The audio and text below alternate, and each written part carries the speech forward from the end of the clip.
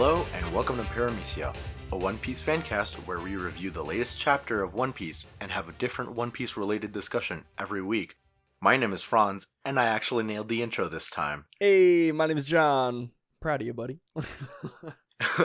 And today, we're going to be talking about chapter 893, the Charlotte family's 36th daughter, Flambe.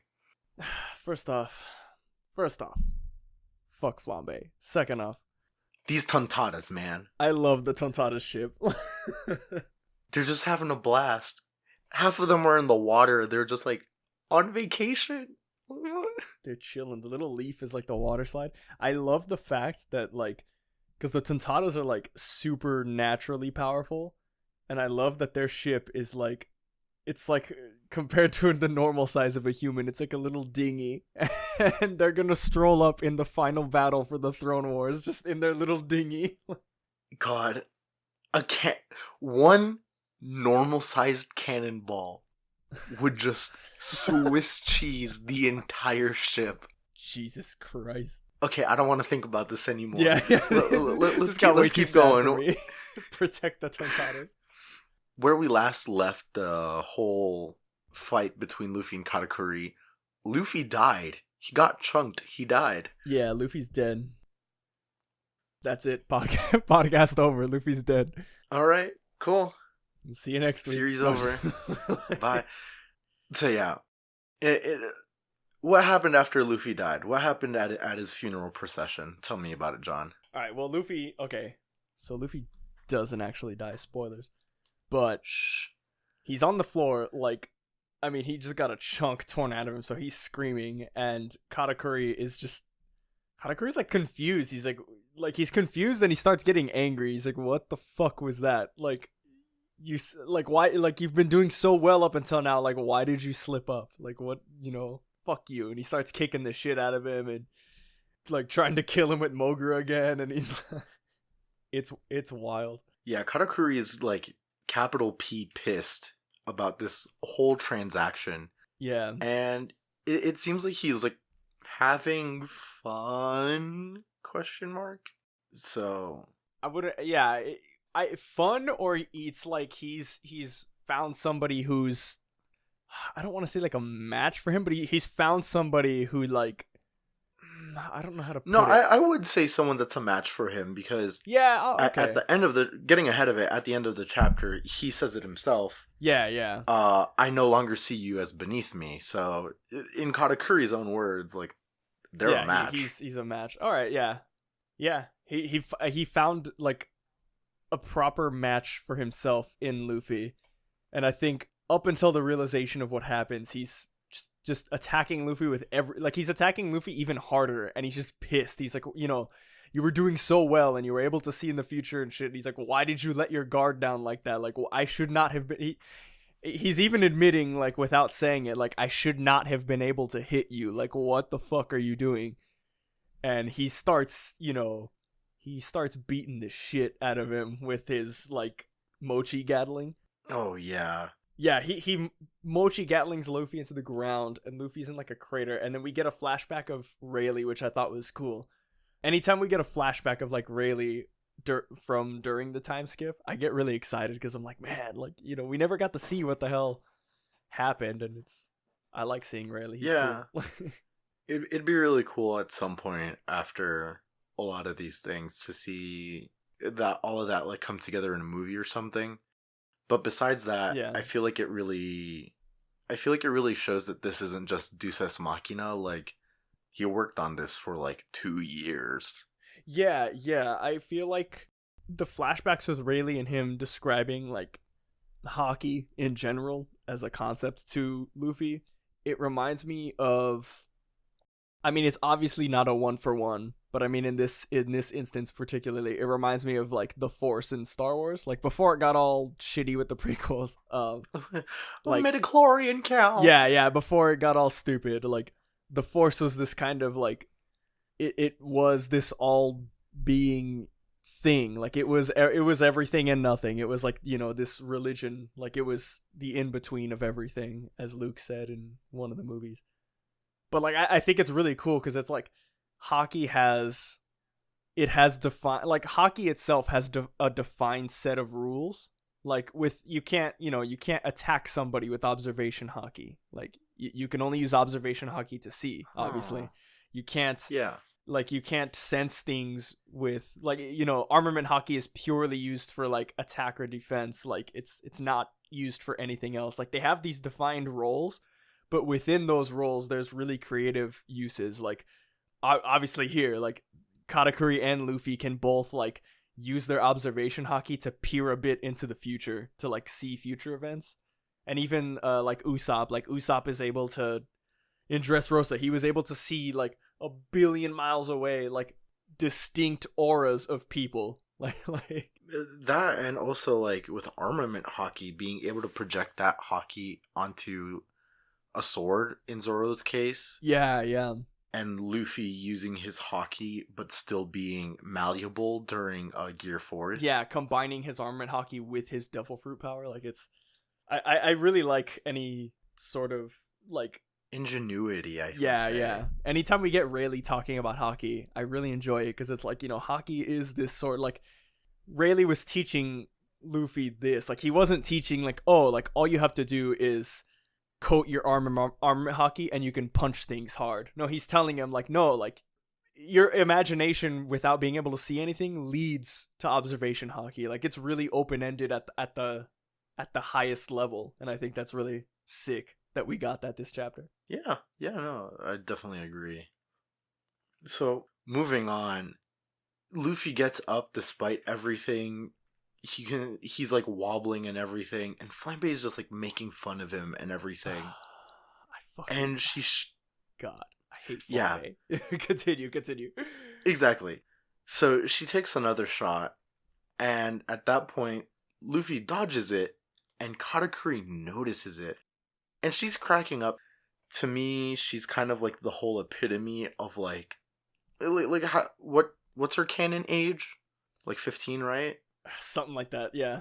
She's kind of like 15-year-olds in Japan, like, at their worst. Yeah. Where, like, there's an alpha and, like, that person says laugh, everyone else laughs. It's something that was, like, also touched upon in Boku no Hero very recently. Yeah. Like, they're young people have these, like, sort of dynamics, and, like, there's, like, some other illusions, like, with, like, quote-unquote social media, something that I had never thought existed in the One Piece world, but apparently it does. Yeah, they're like, yo, put them on Finsta. And like besides that being an absolutely wild concept, it really shows like what her goals and objectives are, really, like where her heart's at. Yeah. And this is kind of just like, fuck that, like really vilifying that aspect of how kids are now. Yeah. Vilifying is maybe not the word, but yeah, they're laughing about it, they're having a hoot, and Katakuri's just like, fuck you. Yeah, I like the realization that Katakuri comes to. Like, he sees her, like you said, like, he notices her, and he starts walking towards them, and then we just get like his inner monologue. And the one part I really liked that he said was, I took advantage of what I assumed was a mistake to stab him in his stomach and deal a fatal blow. Like, do you really think I'd enjoy winning like that? And I think that line put everything into perspective, because, like, throughout the whole fight, it was really like, well, like, the one question that kept popping up, for me and for probably everybody, was like, well, if Katakuri's so much stronger, like, why is he keeping Luffy alive? Like, even when they started, it's like, why is he wasting his time matching Luffy, like, blow for blow with, like, why is he copying Gatling, or why is he copying, like, Elephant Gun? Like, why is he toying with him? He could just end it really fast. And that line puts everything into perspective. It's like, oh, like, whether anybody wanted to admit it or not, like, Katakuri really did see Luffy as, like, a proper match for him. Yeah, it's something that's really reflected a lot, and this is really the one point where we can look back and say that with confidence. Yeah, most definitely. This is, like, the defining character moment, one of the defining character moments for Katakuri. A good protagonist versus foil kind of thing, not really, like, going out into the oh, bad guy versus good guy. It's not about that anymore, really. Yeah. After this chapter, it's They definitely both just not want about to that. win. Like, Luffy, yeah, he wants to go and meet his friends. He wants to save everyone, whatever. That is like, I feel like that's not on his mind. That's not on Katakuri's mind at all right now. They're just dumb jocks at this dick measuring contest, and they want to see who wins. Yeah, it's exactly that. Because I remember when the fight started, like, Luffy started the fight saying, like, oh, like, I gotta beat you so I can go meet my friends. And then Katakuri was like, oh, like, I wanna beat you so, like, my family can kill you for everything you've done against us. And like, Luffy got out of the mirror world. Like, he could have run, but he's going back in there because he's like, as the fight went on, it was like, all right, no, like, I just need to beat you. Like, we are both evenly matched. Like, I need to defeat you.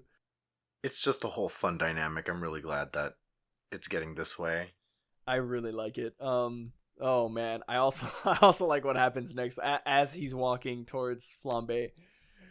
God, Flambe, I fucking hate her. She's like, oh, it was all my doing. Like, she's like, she thinks that, like, Katakuri, like, it's funny to me because she's like Katakuri's biggest fan girl. Like, she's the fan club leader, president, or whatever, according to her. And it's like, you would think she would know not everything about Katakuri, but you would think she would know that, like, he doesn't want that. You'd figure, but yeah, you would think she would know, like, anything about him, but she obviously doesn't, because she's just flying towards him, like, oh, like, he's gonna greet me. And then we get the greatest page turn bamboozle in the world. man, I really wanted Flambe to get chunked, but this is really solidifying and really characteristic. It shows us exactly who Katakuri is. Yeah. And he just stabs himself. He chunks himself. Yeah, he's like, you know what? He got chunked. I got chunked. I'm done. We're done. And then the one thing I really like is how he just keeps walking up, takes off his scarf, and just yells at Flambe.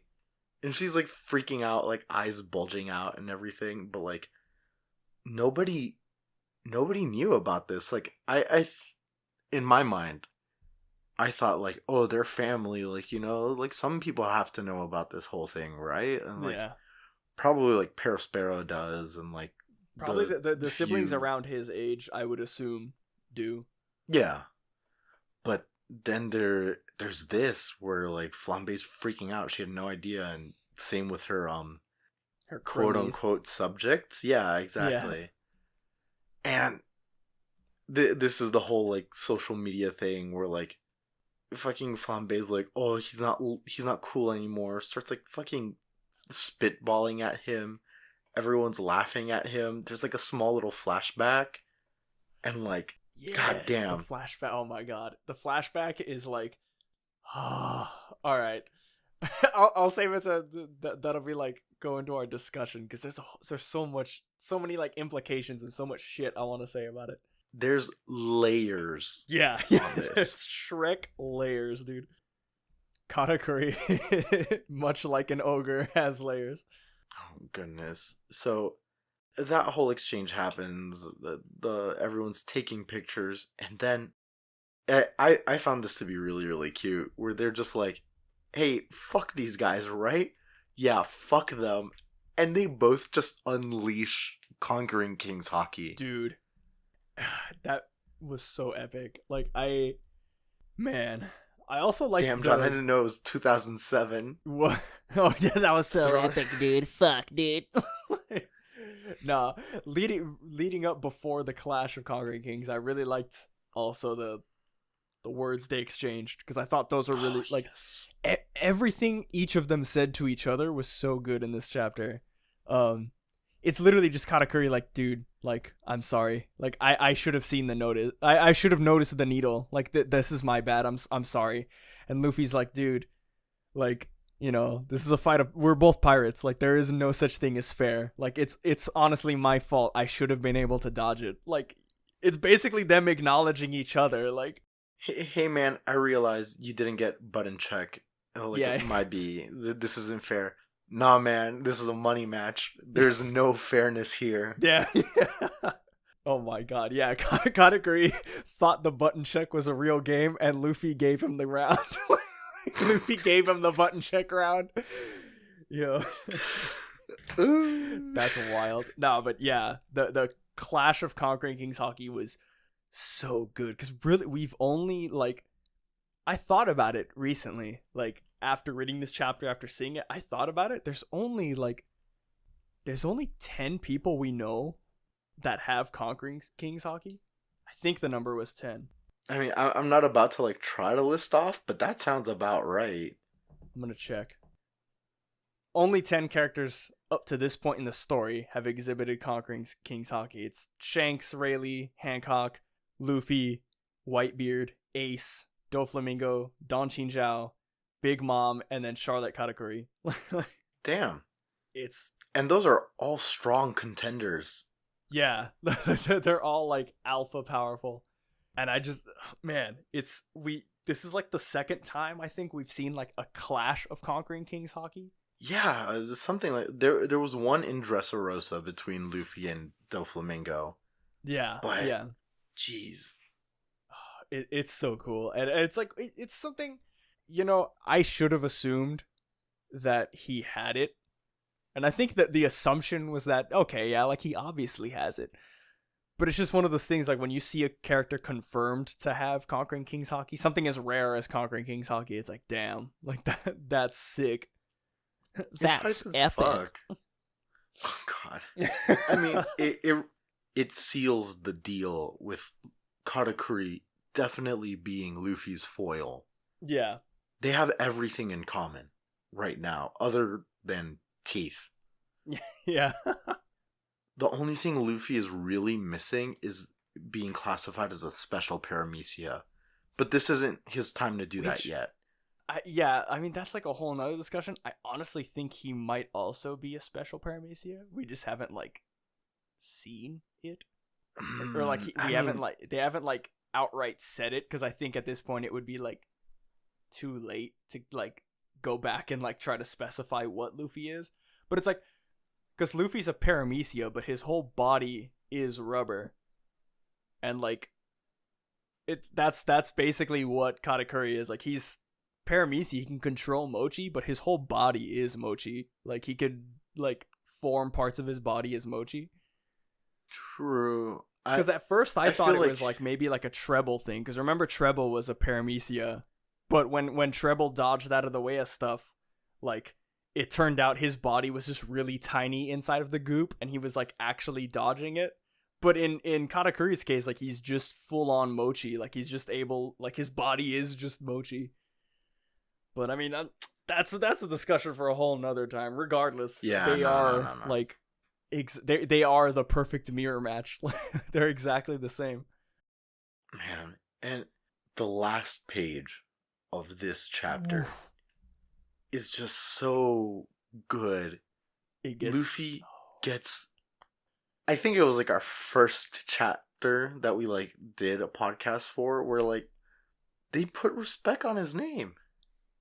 Yeah, it was, like, the very first one, and even now, Katakuri putting respect on my boy Luffy's name.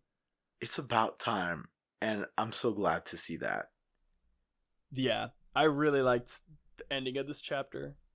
Because for one, we know that, like, I mean, okay, both of them took fatal blows. Like, Katakuri even said, like, dude, I chunked him. Like, he's not gonna, like, nobody is. Like, you know, nobody's getting out of that, like, perfectly fine. And he gave himself the same wound that he gave Luffy. So already they're gearing up. You already know this is gonna be, like, the final, like, this is I hope Oda doesn't cut away from it anymore and just lets the fight ride out and we get, like, a finish to this fight. That would be good. I can see this going for, like, one more chapter, maybe two. And one thing I really want to see is, like, at some point, like, I want Luffy to punch Katakuri in the chunk. Oh my god. You monster, you madman. You chaotic neutral piece. You chaotic Neither evil. of them are that kind of person, it seems, but I want to see it. I want to see that be like, this is my only chance. Bah! Pink belly, pink belly. Gear 5th pink belly. Oh, God. Oh, fuck. So that's the end of the chapter. You seem like you had something to discuss. Yeah, for the discussion, there's so much that's brought up about Katakuri. I feel like it should just be about him, like because this chapter brought so much to the table in terms of Katakuri. Like, man, I don't know. It's crazy. I don't know what the future's gonna be like for him because he's definitely in it. I will. So I want to talk about the flashback because initially, Katakuri seemed like the enemy. He seemed like a not compare, like he was definitely cooler and stronger and everything, but he seemed like a Hody Jones. Like he seemed like a kind of one-off villain when we first met him. It was like, oh, like a Cracker. Like, oh, yeah, we just like, yeah, we're gonna see Cracker and we're gonna get a fight with Cracker, but after the fight's over, we're not gonna see him. I thought it was gonna be like that with Katakuri. Like, oh, once Luffy beats him, we're not gonna see Katakuri ever again. Maybe at like the very end when he fights Big Mom, like, way down the line.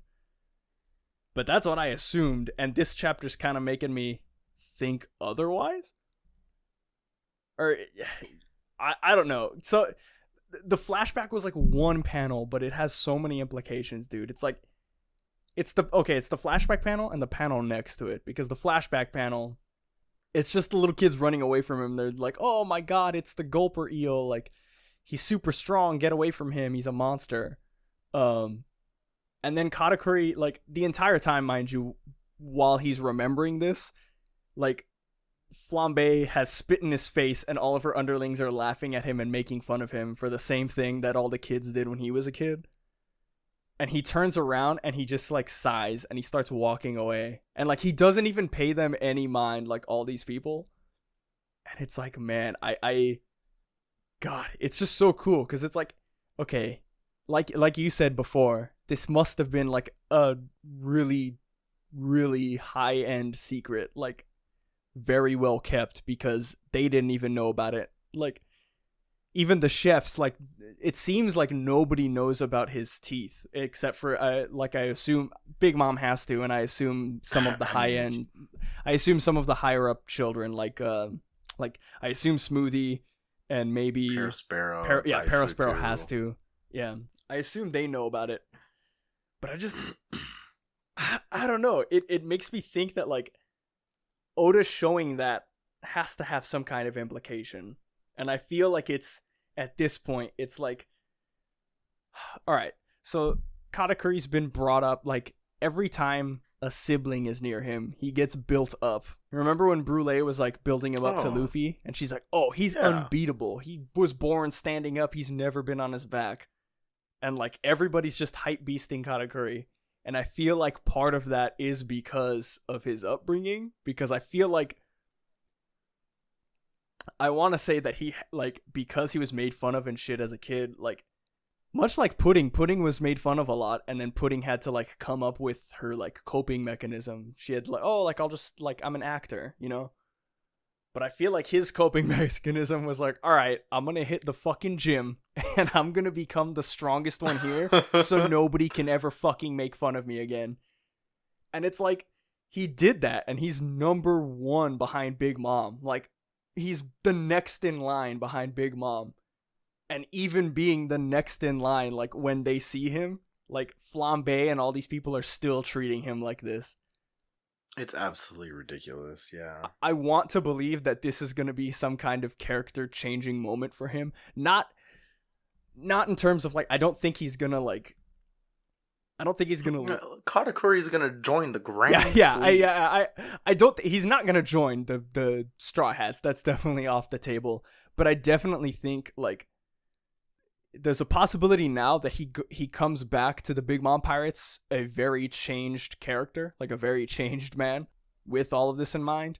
Or if he doesn't just outright leave, like, you know what, like, I do so much, like, I've done all I can for these people, and, like, I've gained all their respect, and it's like that doesn't matter because they're still pieces of shit. Like, you know, I think we've talked about it before. Like, the whole Big Mom family is just the worst. Like, Big Mom's ideal, like, her ideal island that she wants to build is a place where every race can come together. So, like, there's no racism, and it's like, wow, that sounds like a cool utopia. But then we get to see the dark underbelly that is, like, okay, they don't make fun of they're not racist, they don't make fun of you because you're race, but they ostracize you for, like, trivial shit like this. Like, they made fun of, like, Smoothie has, like, 10-foot legs, and they made fun of Pudding for having a third eye. Or, like, they make fun of, like, they have a literal Fishman sister in, oh my god, why am I forgetting the best Charlotte daughter? Praline, yeah. They have a Fishman sister in Praline, and they're making fun of Katakuri's teeth. Like, oh, he looks like an eel. That's spooky. That's scary. I hate you. Between Pudding and Katakuri, it shows how hostile of an environment Totland really is. Because there's, like, no rules, no laws, or anything. Literally, fucking, what makes a kid get to a point where the only recourse she has is to fucking stab someone else? Yeah. That's the kind of place Totland is. That's the kind of thing that you see in, like, all these, like, utopian movies and shit where it's, like, cyber future and everything. But, like, here it is. Like, Big Mom is trying to make this whole utopia, like you said, but she's not giving it the support it needs.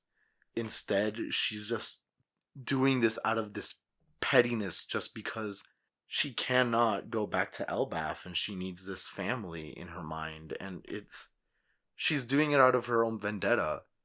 Yeah. And here all of her 50 fucking children are all suffering because they're the product of that. Like, yeah. It's just a quote-unquote freak show, and, you know, she doesn't care that she's the ringmaster. She revels in it. Yeah, it's... basically... it's crazy. Fuck Big Mom. Yeah, fuck Big Mom and fuck Flambe. Yeah, I don't know. I just thought it's really cool that we get to see this from Katakuri. Like, this is... you know, like, he's a character. Like, he's a human. Like, I mean, he's not human. He's, like, Fishman or something. I don't know what he is, but... yeah, that's something I'm really interested in finding out at some point, but... yeah. But he's, like, man... he's such a way deeper character now just from this little bit of insight we've gotten from him. Yeah, I don't know. All of that being said, that made me think of, like, a theory of what could happen. It's not super well thought out. As in, I don't know exact details because I don't know where the fuck the story... I definitely didn't see this coming, so I don't know what could happen. But I do want to say because of this, like, because of Katakuri seeing him as an equal, like, I do think I think during their escape, Katakuri might have some way of... like, I think Katakuri might be one of the people that helps Luffy escape. Like, that helps the Straw Hats escape. I still see him as a very prideful character, so I don't see him, like, outright being like, here's the exit, my boy. No, yeah. Go out there. I think of it more as, like, a... The way I thought of it was, like, when they're fighting, like... so the only mirror on there is going to be, like, on the one mirror on Cacao Island. I thought of a scenario where it's, like, basically they both get out of the mirror, or, like, something's going to happen and Katakuri is going to use, like, it's not going to be super subtle helping, but it's like he's going to use his like rank and his power to, like, kind of give Luffy, like, an opening, but he's not going to be like, oh, Luffy, now take it. It's going to, I imagine, like, a Boa Hancock situation, like when they're trying to get off Sabori Archipelago after the time skip. Like, Boa Hancock just strolls on through, and she's like, why the fuck are your Navy ships in front of me? Like, how dare you get in front of my path? And then she, like, turns and winks to Luffy, like, go, like, get out, like, you're good. I feel like it might be something like that. Like, maybe he lets Luffy escape because he's like, all right, like, you know, like... at the very least, what he's gonna do is turn a blind eye to something. That's he's just gonna be like, the words I was looking for. yeah, like, Katakuri found a fighting pal, and now he wants to see him. After this, Katakuri is most likely gonna want to get better and gonna want to see Luffy get better. So that whole dynamic, he's gonna want Luffy has to live for that to happen. Yeah, most definitely. So given that, he's just gonna be like, all right, skedaddle, go, bye-bye, get stronger, come back, get the fuck out of here. Like, yeah, I definitely see something along those lines happening. Again, not like completely outright, blurting out for the world to hear, Luffy, I'm helping you, take this boat and leave. Like, it's gonna be a sort of blind eye situation where he's like, no, like, he's gonna be like, nah, Oven, like, fuck you, dog. Like, did you just make fun of my teeth? I'll fucking kill you. I feel like he could do that, just like walk out conquering kings and then just like look at Oven, you didn't see anything, bitch. Yeah. Oh yeah, definitely. He could fucking kill Oven. He could fucking murder Oven. In fact, again, something we've said Oven. Previously, Oven is a jobber. Yeah, Oven is a jobber. And fucking Flambe. God, I fucking hate Flambe. She's like such a piece of shit character. I am glad that she got Conquering King'd up the ass, but it's like, dog, I would have wanted her to get chunked, like, so bad. Or like just deflated or something. She's pissing me off. Pop her butt. Yeah, pop her ABDL butt. Alright, do you have anything else to discuss? Because I do have something small I do want to bring up. Not really. Really, I just wanted to bring up the flashback and like how it relates to Katakuri's character, and then just the idea that I had that like he's probably gonna turn a blind eye and let Luffy like leave. So, something else I wanted to mention about the flashback is how it again connects Katakuri to Luffy very directly, and how they had very similar upbringings in that Luffy, Ace, and Sabo were all this whole like ragtag group of kids that just low-key terrorized the island they were on. Yeah. And they went around, they were strong, they fought fucking adults all the time, they fought bandits. And all of this, like, they were called a bunch of shit. They were treated like fucking garbage. And here's Katakuri also having revealed to have been treated like garbage. And, it's kind of interesting to see that both of them had that, but also the difference between the hostile environment of Totland, where everyone's out for themselves. Literally, no one has any allies except for, I don't know, like, Smoothie seems tight with her sisters, but, other than that, like, I don't know, they're all kind of shitty to each other. But yeah. Luffy, on the other hand, he had Ace and he had Sabo, so that really, like, made a whole difference with them.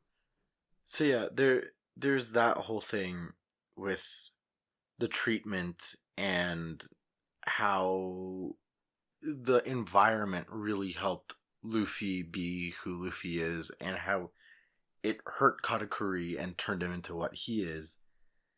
And like, Ace is a good example of someone that was like completely ostracized since birth because he was Gold Roger's son.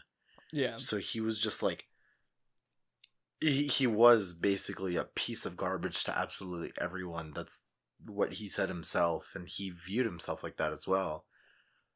But in the end, Luffy and Sabo and the Whitebeard pirates are the ones that could help him with that.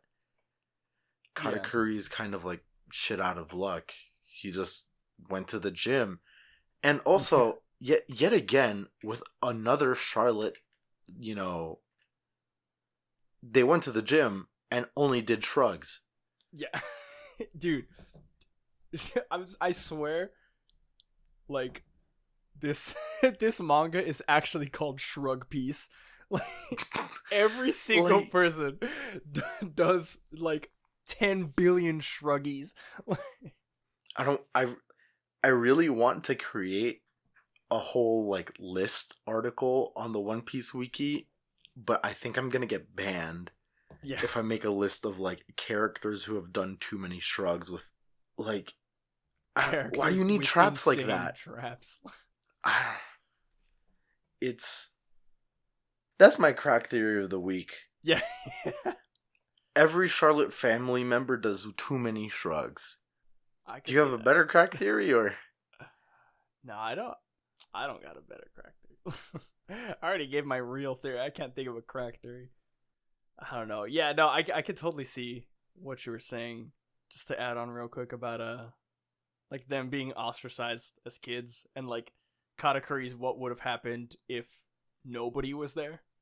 And then Luffy is obviously the example of when you have people there. But I do feel like in some capacity, maybe not, it's not comparable, it's not 1-to-1, but in some capacity, I feel like after this, Katakuri kind of views Luffy as sort of a, like, Katakuri understands, like, Luffy's like a kindred spirit, I think, now. Like, he's definitely not going to treat him like a brother or anything, but he definitely, like he said, he treats him with, he's putting respect on his name now. He's like, all right, like, I get it, dude. Like, I don't want to compare it because I love Katakuri much more of a character as compared to who I'm about to mention, but here it comes. It's kind of gonna be a thing like between Luffy and Bellamy. Ooh, yeah, I hate Bellamy, but I get your point exactly. Like, yeah, Bellamy, like, I don't know if he outright hates Luffy still, but he's definitely not like anybody else in the Grand Fleet who's like, yo, Luffy's like, they're hype beasting Luffy. But yeah, he's still like, no, I'll take your Vivre card. Like, I get it. Like, I don't know. It's cute. It's cute. They're friends now. yeah, they're best friends now. Crack theory. Real crack theory. Crack theory of the week. What's a good one? What happened? All right, crack theory of the week. Huh. Crack theory of the week. Does Blackbeard sleep? Not again. Yeah, no, yeah. I just want to keep repeating that theory. Oh man, look, I don't want to say any more from that guy's channel because one, I don't want to steal his fucking shit. As a content creator, I don't want to steal his shit, and two, they just all don't make sense. Fucking. All right, crack theory. Fucking. Luffy died last chapter. Yeah, this is sort of a Sixth Sense thing going on. Like, yeah, you know how in Pokemon, in like one of the first episodes, Ash and Pikachu go up to the hill and they get struck by lightning by all the Pidgeys use lightning bolt on Ash and everything, and that's when Ash died. Coma theory is One Piece.